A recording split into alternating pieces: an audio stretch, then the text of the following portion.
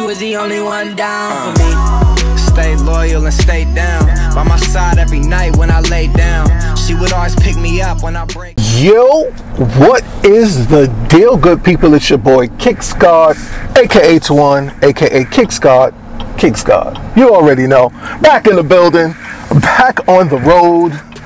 So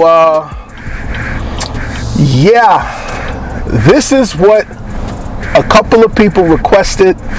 So this is what I'm going to do today. So you guys already know, Lifestyles Are Fine, LD Kicks.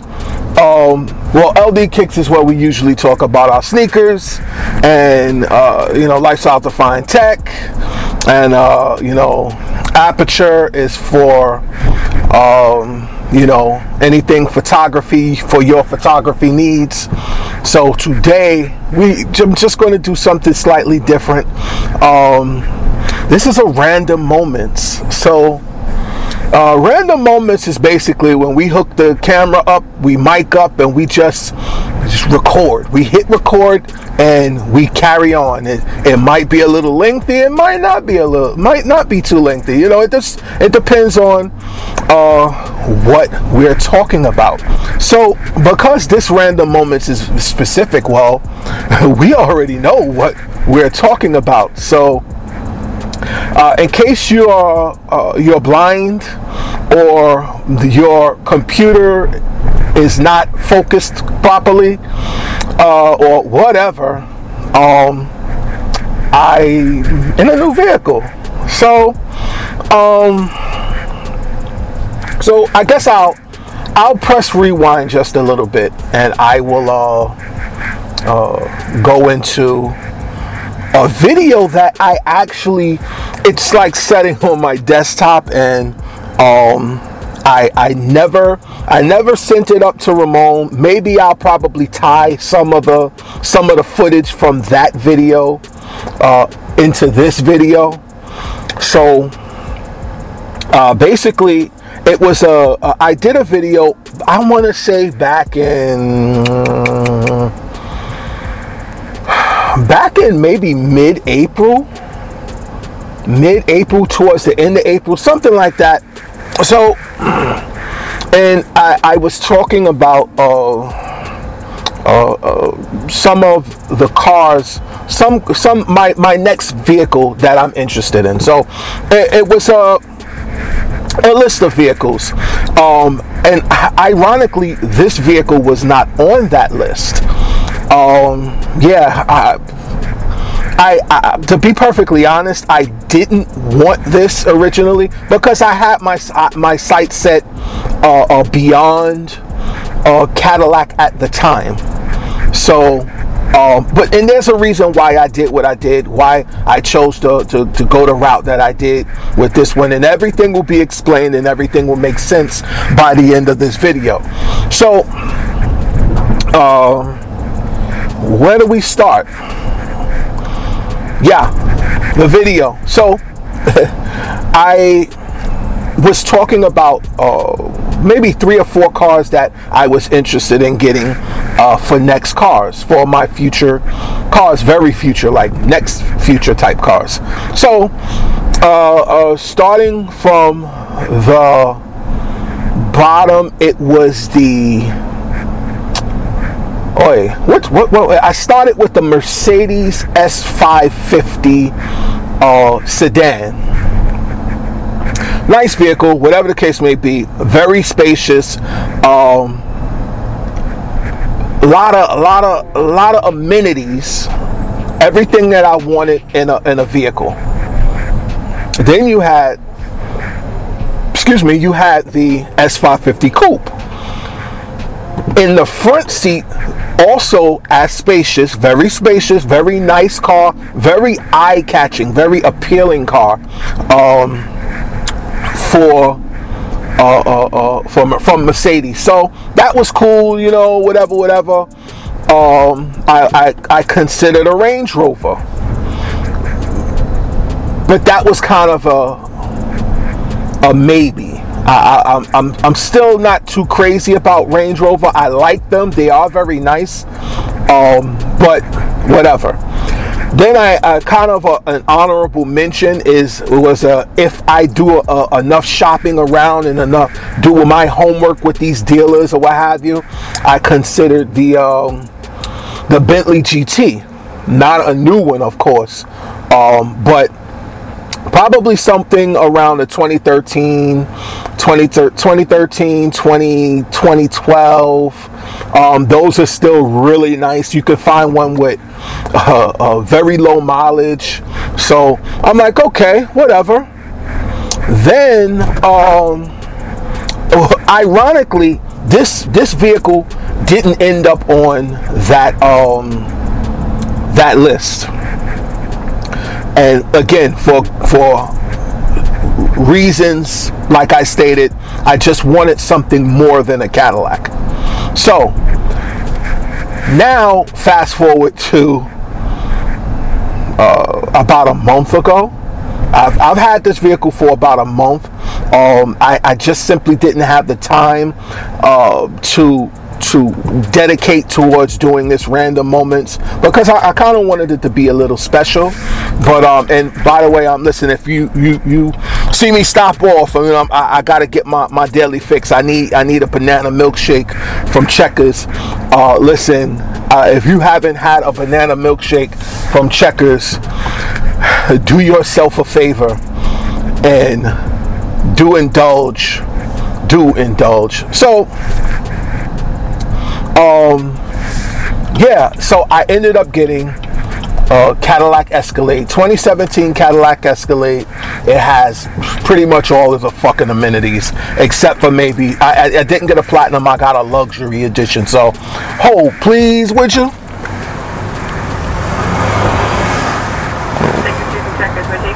How you doing? Can I have a medium banana milkshake? Anything else? That's all. 387. Thank you. You're welcome.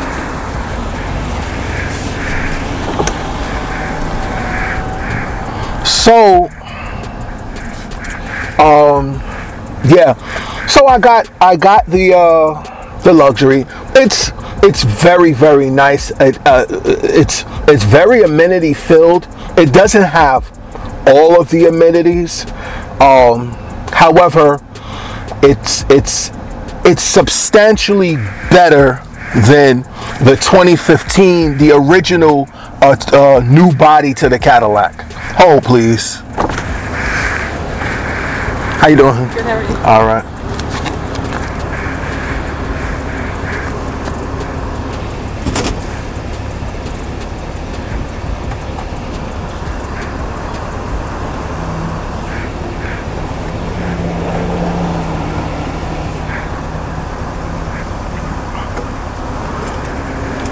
Thank you.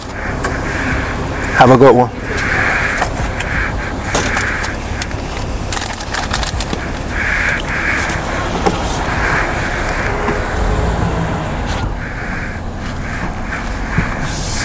Yeah, man. So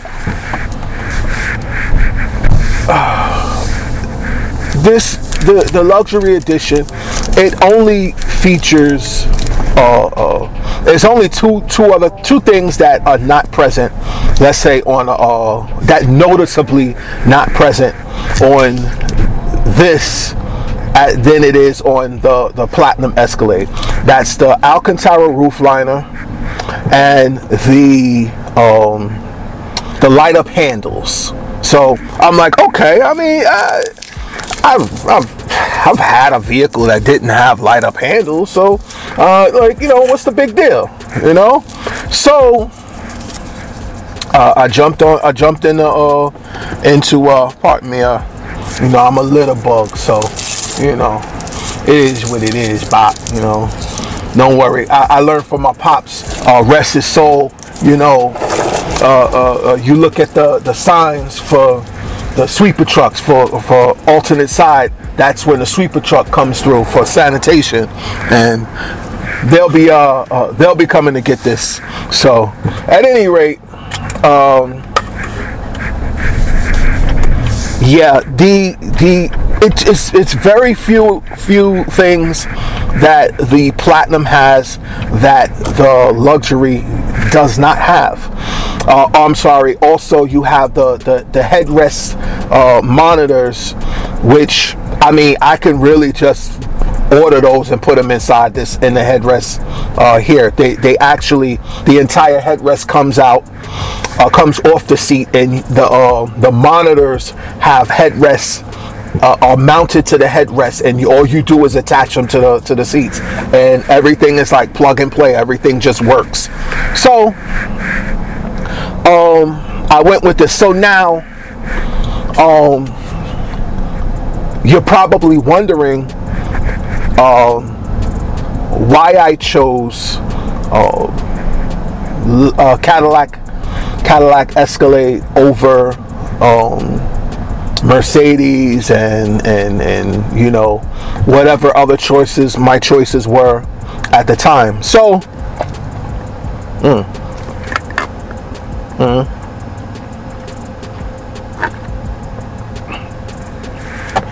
God damn, that's good.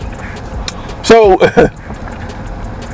the reason, my reasoning behind doing that was very simple. I'm not a small guy, and I'm not a young guy. I don't have young knees anymore.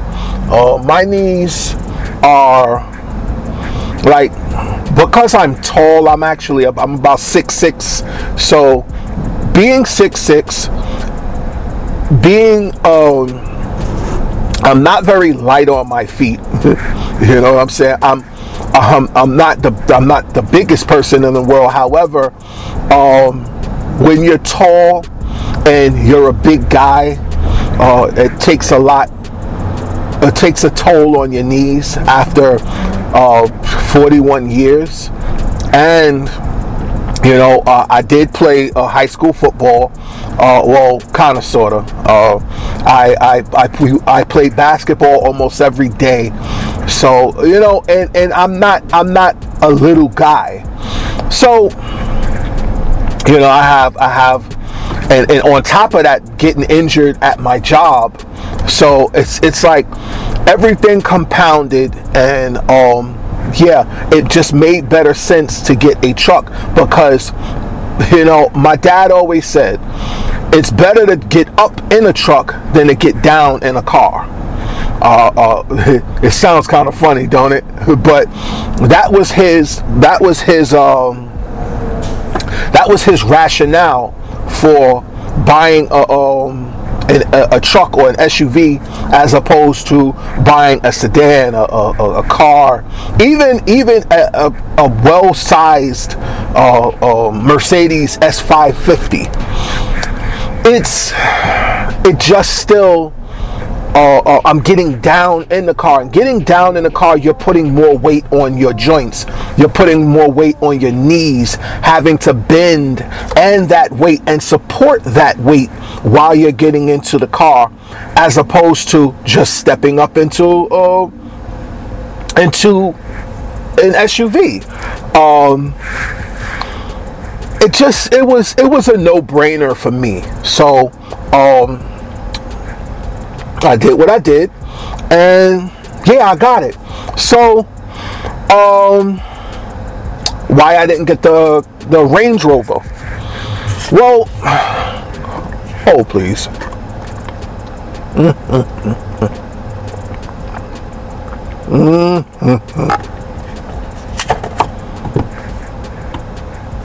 You got to do that when you drink a banana milkshake from Checkers. You got just gotta. So reminds me of the father from Home Improvements, that old show, 90s show. So anyway, the Range Rover, it was just too damn expensive, and it was too expensive for the model that I wanted. That doesn't mean that I couldn't get it.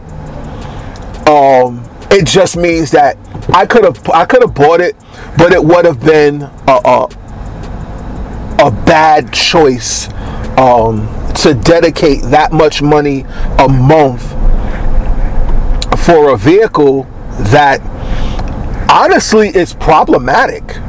I mean, it's a very attractive vehicle. It's very nice. I'm not, again, I wasn't crazy about it once upon a time. However,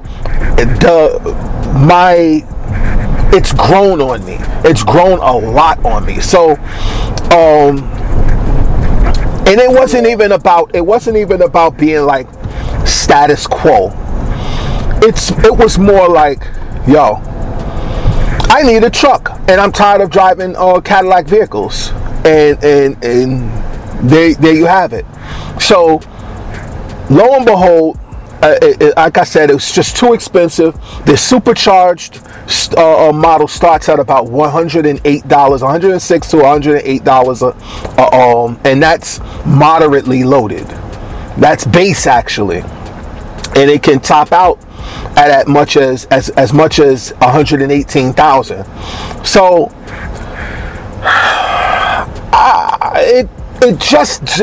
listen, I'm about making sensible purchases, and thought goes into my purchases. I don't just go out and spend money just because I have it, or just because I want this particular car, because it doesn't make sense. I'm a person, I either lease or I finance. I don't buy a car outright.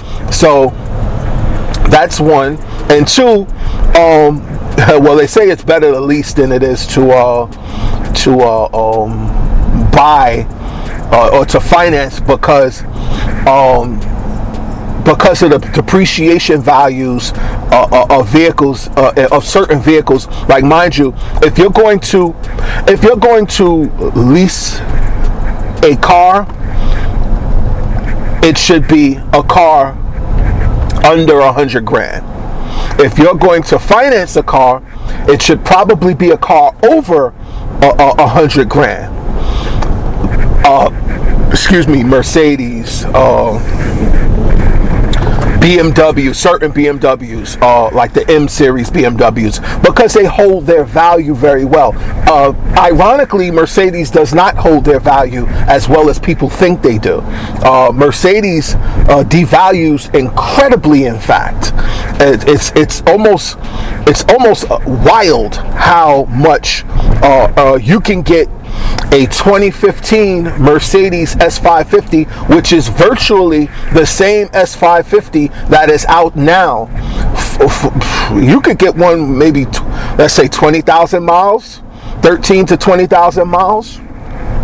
You could get one for 80 in the upper mid 80s, low 80s. In fact, I've seen mid 70s to low 60s. So you'd say, depending on how many miles the vehicle has, if you're closer to 10, you would probably spend somewhere around 70,000 for it.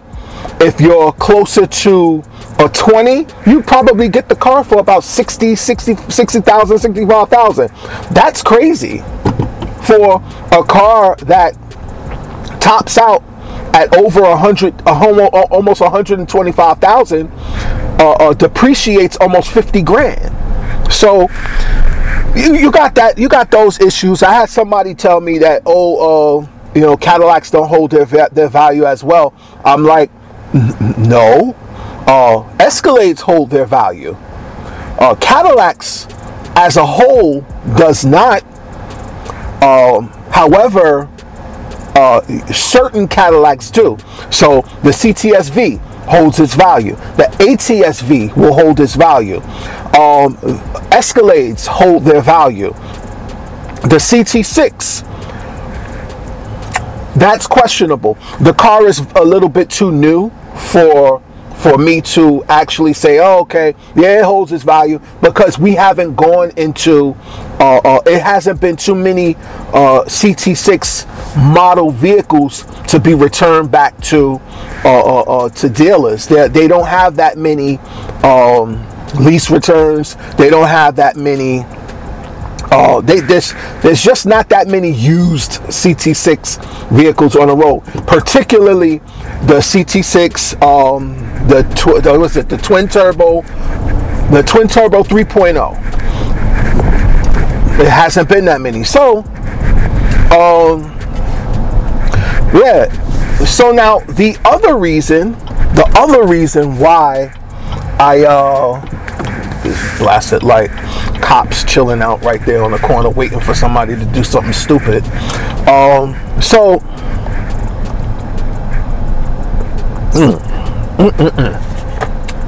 the other reason why I decided to roll with Cadillacs, well,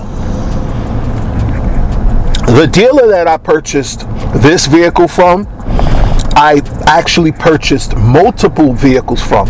So back in 2005, I purchased my first GM vehicle, which is, well, I leased it actually. It was a 2005 Yukon Denali. At the time, shit. I mean, and this is no pat on the back. This is no slight. That was the best looking truck on the road at that time. Honestly, if it was a Yukon Denali or a Cadillac Escalade, there was nothing else looking better. There was nothing else that, as far as the color that I had, or just an all-around great vehicle to have, there was nothing. The Range Rover that was out then couldn't really stack to the Denali or the Escalade at the time. So my next vehicle, I had I traded that in, and I bought financed a Cadillac Escalade, the EXT. Well, I'll probably show some photos, have some photos pulled up during this video somewhere, either here or there or what have you. So, and now after I financed the Escalade, I went to the Cadillac XTS. That's the car. Originally, I had wanted an Escalade then. However, there were no incentives. There were no deals. It was like, yo, you if the car costs this, if it costs, I don't know, 96,000, yeah, that's what you're gonna pay, flat out. No, nothing, no negotiating. It is what it is. So, I say all of this to say, because I've developed a rapport with the dealer. So the dealer that I purchased, I got this vehicle from, and the rest of my vehicles is Potemkin Cadillac. So I know there's a lot of people in the tri-state area, or in most notably New York, is mixed feelings about Potemkin. But however, Potemkin is pretty damn good. Shout out Maggie. She actually has been my dealer for the last 3 vehicles, which would include this, the XTS, and the Cadillac Escalade EXC. So, yeah, she has been dope. She knows her craft, and she's very knowledgeable about the vehicles that she sells. So, now for the real. That's the real. Now, I've been giving you the real, but now here's the real. Because this rapport I have with them has been, I guess, long term. I know how to talk to them. Like when I first walked in to buy a vehicle from Potemkin, it was like I didn't know nothing. I was with my dad, rest his soul. We went up there, we did what we did, excuse me, and I got the vehicle for a really good price. However, I didn't know how to negotiate a price. I didn't know what it took. I didn't know the ins and outs of financing versus leasing. I didn't know incentives, all of the incentives, not just some. I didn't know warranties and I didn't know the fine prints about buying a vehicle. So, however, now I can say that I'm not super knowledgeable about I'm not the god of buying cars. However, I know my shit. So a dealer, a Cadillac dealer cannot pull one over on me, put it like that. And one would think that a Cadillac dealer wouldn't try to pull one over on you, but at the end of the day, a dealer is a dealer. And I know about the finance managers. I know that you actually see two separate finance managers along with seeing your actual dealer. Sometimes, in many cases, you might see the person above the finance manager. So I forget their name, but listen. I've seen the building manager, the what they call a facility operator. And I'll negotiate all the way up. And then you also have to know how many vehicles does does the facility that you buy a car from actually sell. You know, when you're aware, it's called being a knowledgeable customer. You can't just want what you want, walk into a car dealer and expect to get the vehicle that you want. It don't work like that. You have to be knowledgeable. You have to know, first of all, know what you want. All right. Then know what the market value of whatever vehicle that you want is going for. Well, that's actually for used vehicles. However, for new vehicles, know what the MSRP off the rip. Know how to calculate payments. Know how ask questions when you're signing this or you're trying to make a deal. What are your incentives for this quarter? Because they usually have quarterly incentives. Know what just be knowledgeable when you walk into that dealer, because they will run you for your money. All right, and they'll do it professionally, and they'll do it in a manner where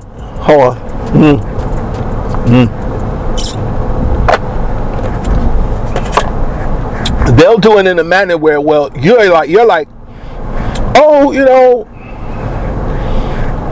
they'll rock you to sleep. Is basically is what I'm saying. And they'll have you have a warranty from the dealer, and you have that really you don't need. Like there are specifics to a warranty. All right. So at a vehicle that, let's say you're leasing, and you plan on having this vehicle for 3 years. Now, depending on how many miles you set up on this lease, whether it's 10, 8, 10, or 12. You can go above, but I'm gonna work with those. So at, let's say for shits and giggles, 10,000 miles a year. So that at the end of your lease you should have roughly 30,000 miles on the car. Why are you again getting an extended warranty for a vehicle that's warranted to 50,000 miles, and you're only leasing the vehicle for 30,000 miles?